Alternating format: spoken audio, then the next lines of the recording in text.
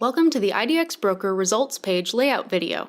You can change the templates used for the layout of IDX Broker pages, including the results page.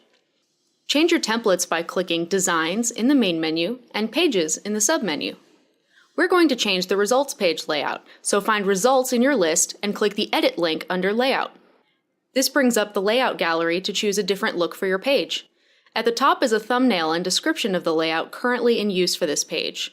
One can change both the layout and the version of the template to update or roll back to a previous state.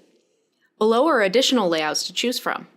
Click Activate to select a different one. This change immediately affects your live IDX pages, but will not change the page content, so you can easily change it back or preview some other layout without worrying about the data being affected.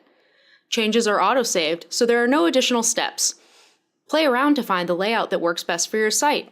You can always further customize these pages with CSS.